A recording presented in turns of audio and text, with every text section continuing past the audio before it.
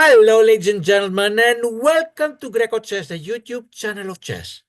We continue covering the final round of the Underwater Moonlight 9 Moons Chess Tournament that started a few months ago with 81 participants, and now we are in the final round with 6 participants vying for the championship. Until now, we have covered the first 3 games, and in this video, we are going to cover the next game, the fourth game.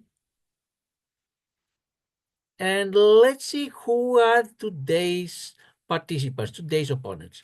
Let's share the screen with you.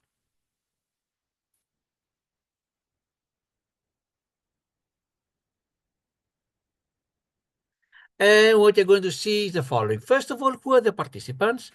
It is TsiNanFu from Greenland with a rating of 1474 versus aimammt from Indonesia with a rating of 1431.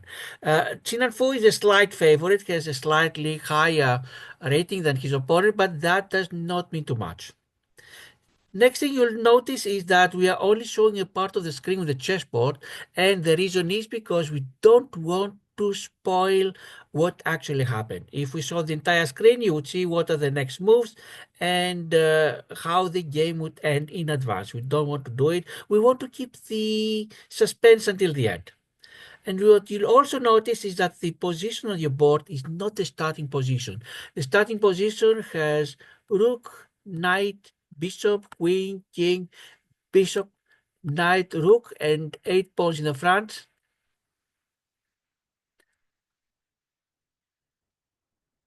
And similar pieces and similar things for the black, but here this is a thematic tournament, meaning players have agreed that the first 6 moves will be a particular opening, the ones you see here, and we'll start with the 7th move of white.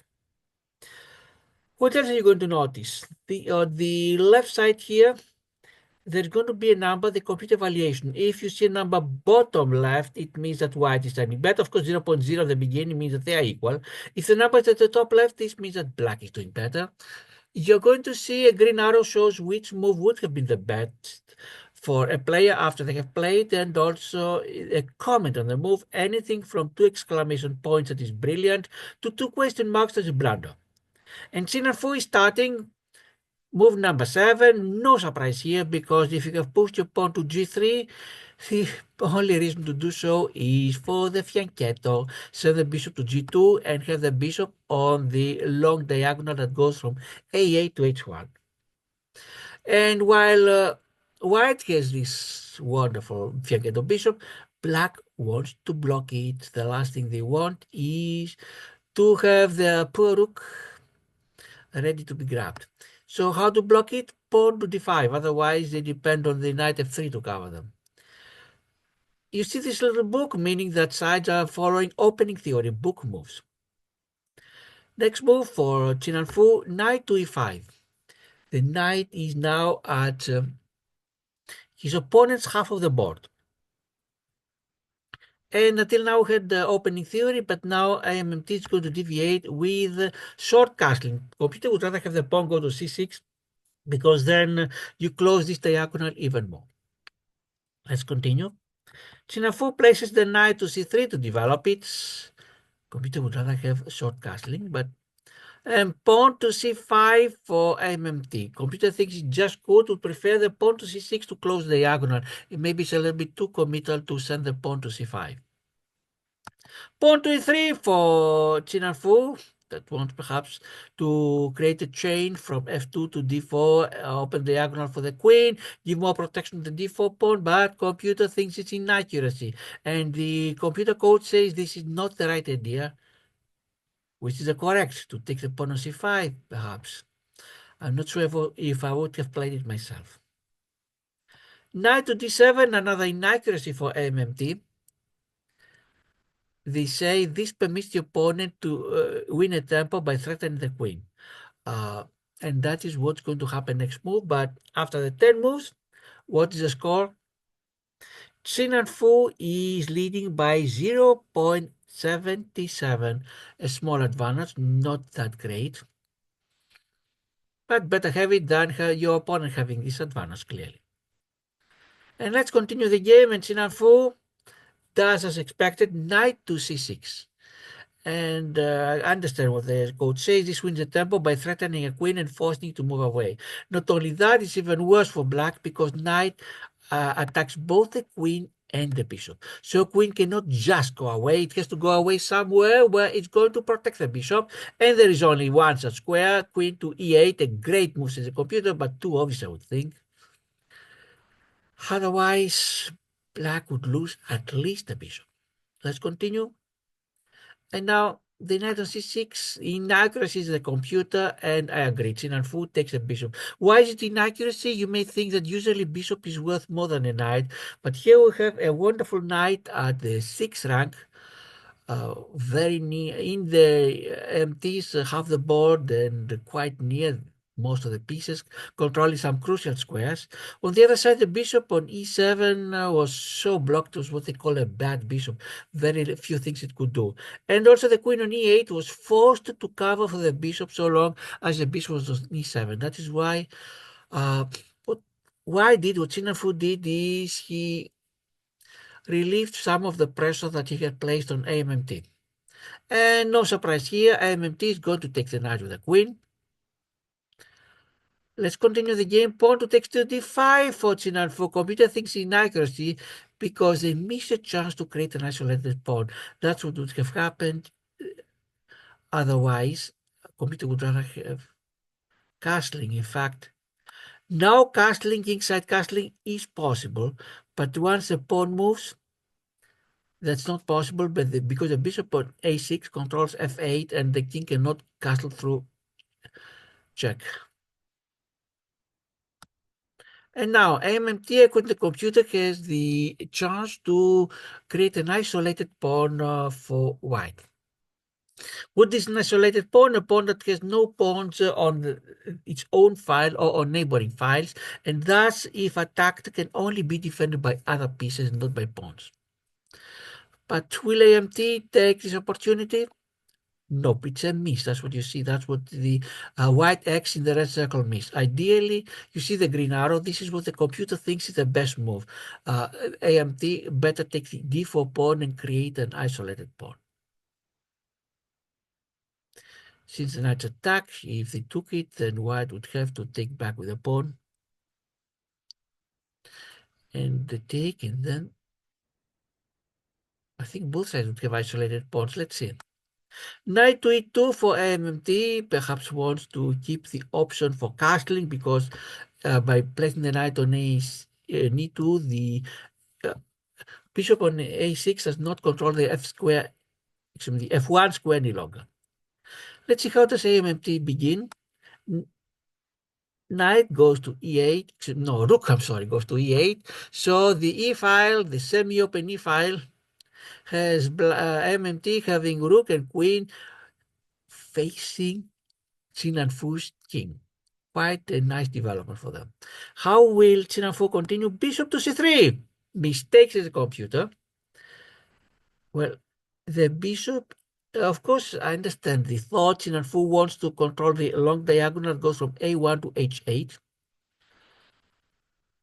But the bishop on c3 is unprotected. Can be attacked, and then it's a problem how to defend it. And that's what's going to happen with aimammt. Knight goes to e4. Great moves in the computer and attacks the bishop on c3 and has the knight on a wonderful square in TsiNanFu half of the board.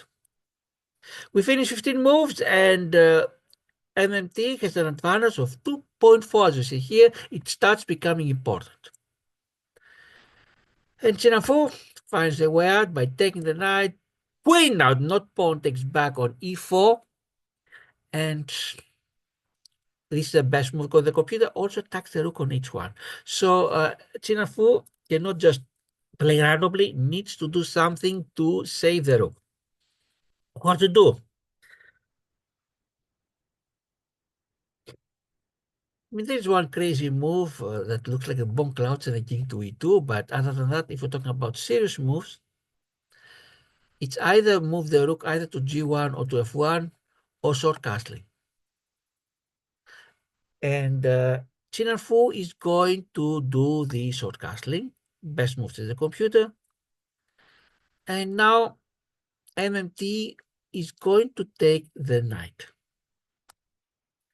Inaccuracy stays a computer. Why is it inaccuracy? Let's explain. Not only is the bishop usually a little bit more important than the knight, but here there was a pin. Look at that. The knight cannot move or it is lost. Queen has to guard the knight at e2. Of course, white can relieve this pressure, first of all, by placing the rook on e1, but this will take a move. And now, basically, black does his job. Black, by exchanging on e2, removes the pin. Queen on x2, pawn takes to d4, great moves in the computer. Only one good move here, and you spotted it is the cause without explaining why. But here, what is happening is that it's not easy for white to get back this pawn. They're down by one pawn. Because the obvious, of course, if they take with the pawn, they lose the queen. If they take with the bishop, then queen takes bishop, pawn takes, let's do again, queen takes bishop, pawn takes, let's do it again. Bishop takes pawn, queen takes bishop, pawn takes again. How many times will I have to do it? Here, here. Pawn takes queen, and then rook takes queen, and black is ahead by a piece. So white needs to cut his losses and say, okay, I'm going to lose the pawn. And that's what happens. Bishop goes to d2.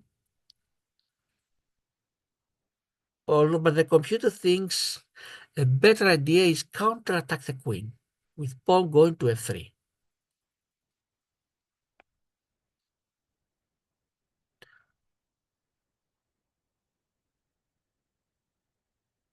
Pawn goes to f3. Maybe the white might be able to take the pawn back. Knight goes to e5, as we said before. Now pawn goes to f3.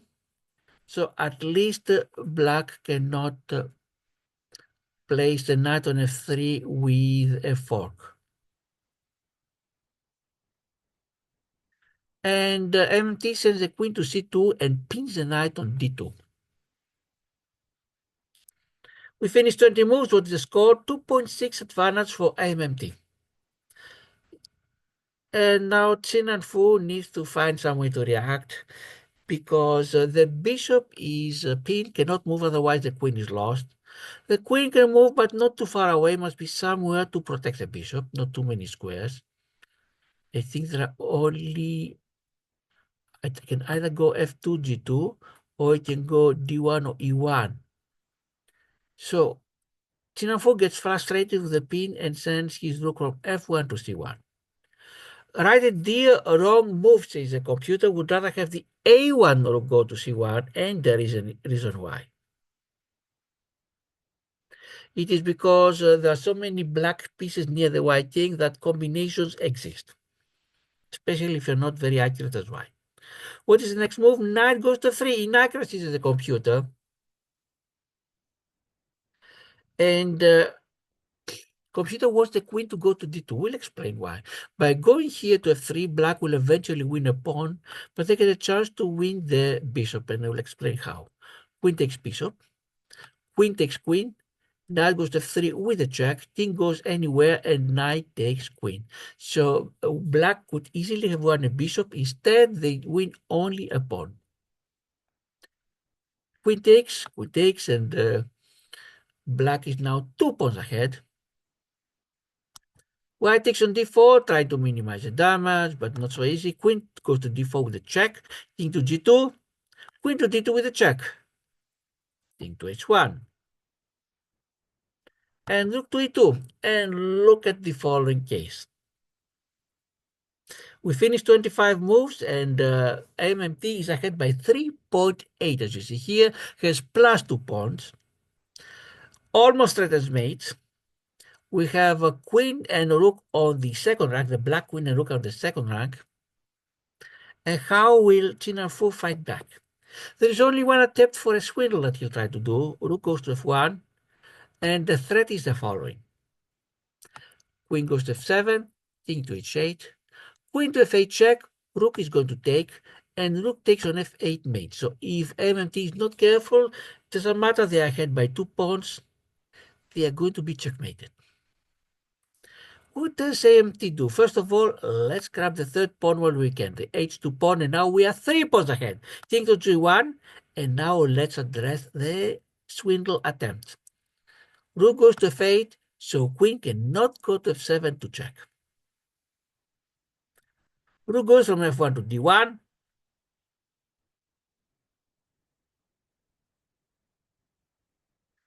hoping to win the queen, or at least give some time while the queen goes right and left, and perhaps even leave the second rank. And if it leaves it, then the rook on h2 is lost. Queen goes to b2, rook goes to b1. Queen takes the pawn on a2. Okay, now aimamtt has 4 extra pawns. You see the +4 here. But TsiNanFu will continue fighting. Rook goes to a1, again attacking the queen. And queen goes to c2, again trying to defend. Rook goes to wait, okay. Rook goes to c1, again attacking the queen, and queen going to b2, attacking the pawn on b3. Not exactly attacking because there's a queen defending it. Rook goes to b1, and queen goes to e2. And now, TsiNanFu is in a very difficult situation. Clearly, being down by 4 pawns, you don't want to exchange queens because you'll continue towards a completely hopeless ending. But what happens if you don't exchange queens? You must control both f2 and g2. Otherwise, aimamtt is going to mate in either one of these two squares. Where can we go and control both of them? I can't see any other square. So TsiNanFu does something that he doesn't want to do, clearly not, but there's no other hope. Exchange queens. And TsiNanFu will get at least back a pawn. Instead of being down 4 pawns, he's down 3 pawns. And aimamtt sends the rook to c8. And one last attempt for a swindle for TsiNanFu, rook from b1 to d1. What could happen if aimamtt is not careful? Rook goes to d8 check, or rook takes here, rook takes here, rook might defend. Let's again do it.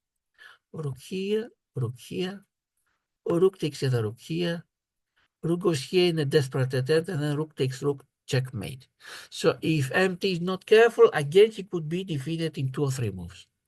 But aimamtt wants once and for all to stop these backrank threats and send the pawn to g6. So from now on, there is no backrank fear for aimamtt. And what will TsiNanFu do? But before he does, we finish 35 moves. And aimamtt is leading by 4.6. That is really a very important advantage and becomes even more important because there is no backrank threat any longer. Sends the rook to d8. Computer would rather have it to d7 because white rooks love the 7th rank. You can attack 3 pawns of the 7th rank, and the king cannot easily escape from there. And clearly, if you're behind material by so much, you don't want to hasten the ending. But checks, rook checks, TsiNanFu checks again, king to g7, and as you see here, the white flag in the red circle, and TsiNanFu resigned. aimamtt had already an advantage of 4.9, 3 extra pawns, and I believe would have won the game. I'm not sure if the resignation is premature. Myself, I would have fought it a few more moves. And so, aimamtt gets the 3rd win. He started the final round with 3 wins in 3 games, out of a total, of course, of 10 games. And let's see now, what does the computer think about the overall game? We'll see the various details that the computer is going to provide. Let's share the screen. And let's hope we go to the correct screen.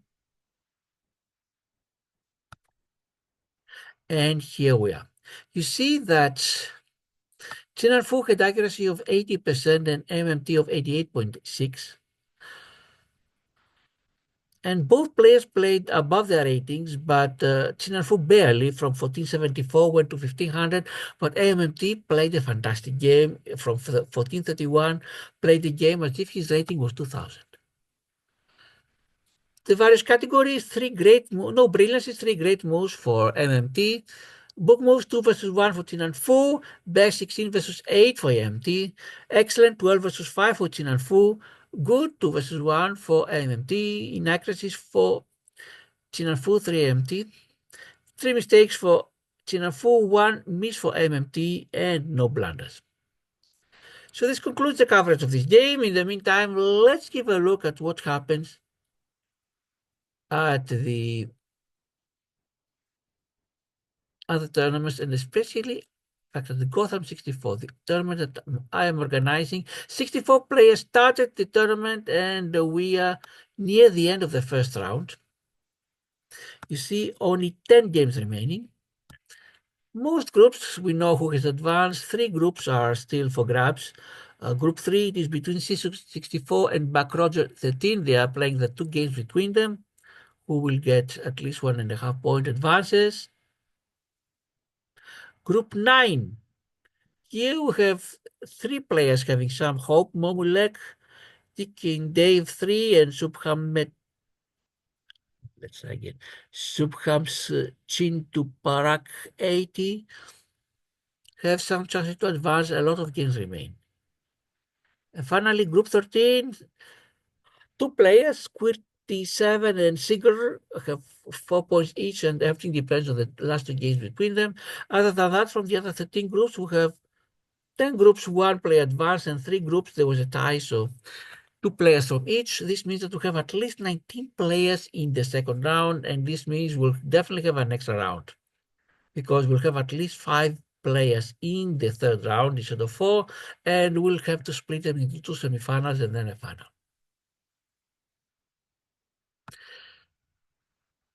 And that's it for now. What lies ahead? We have one more game from underwater Moonlight Tournament that has completed. We have not presented it yet. Another development in the underwater Moonlight is that one of the players, Mebius, has withdrawn. So we have 5 players vying for the top position for the championship. Also this evening I have my 5th round, my last round game for the Queen's Club, the Ed Kopieki tournament, which I'm going to show to you. If we can complete these 2 without anything else interrupting us, any other development, we'll continue the play facing the chess.com bots, and let's see where we're now. We are continuing.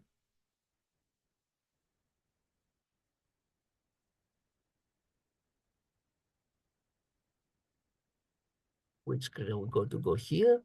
Play bots, yes.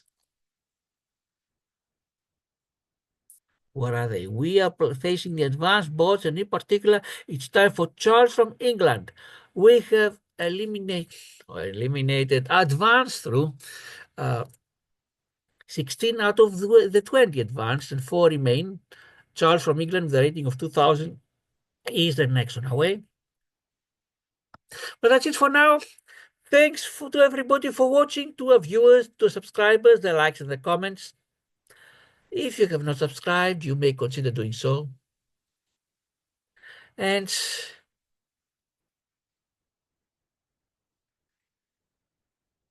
this is the Greco Chess YouTube channel. I'm your host, Harilaos Aniziris. To all of you, goodbye.